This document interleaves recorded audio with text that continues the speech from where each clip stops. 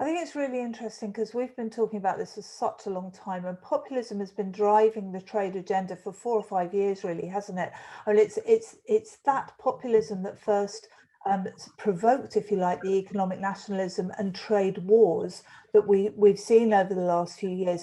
Is there any sense in which we're going to see a shift in global institutions during 2021?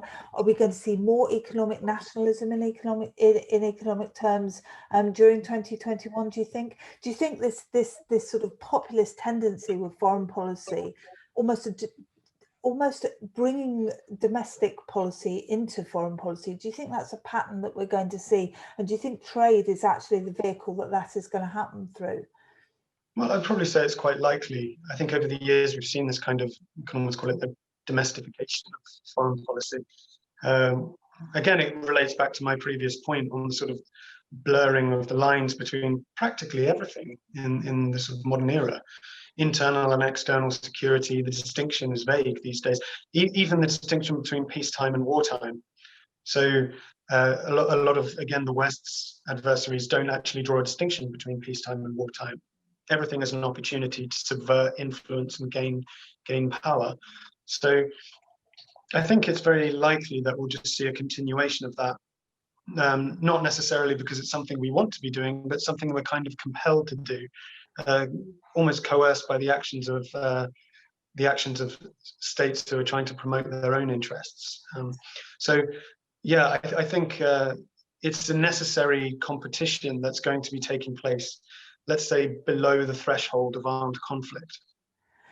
I think this is something that we've seen as well on the economic side, isn't it? It's about China seeing itself, for example, as being able to be at war and peace at the same time. So it can have a trade war, or it can have an economic conflict, but it can be at peace militarily, or the other way around. It's a sort of yin and yang, isn't it? And is that something, I mean, my personal view would be that this is something that we're going to see more of, that this sort of conflict where we're actually, the world is almost at war, but not at war, in a conventional sense, is going to become more important. And that has a really serious consequence for trade, doesn't it? And for banks, because effectively banks become the boots on the ground in this conflict.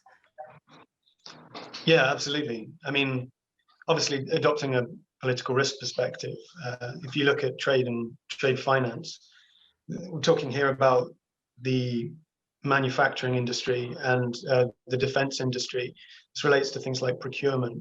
I mean, trade fundamentally is the fuel of conflict.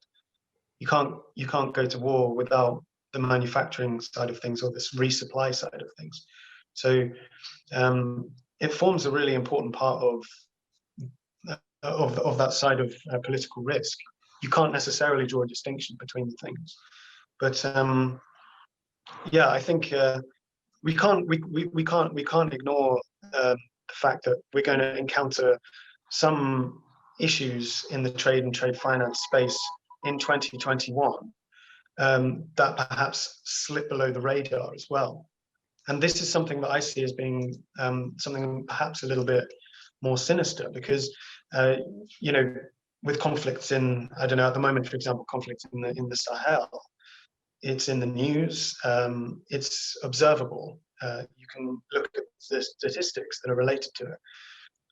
But the thing that becomes tricky is when you have more subversive means that actually undermine institutions. They undermine financial institutions as well as sort of political institutions.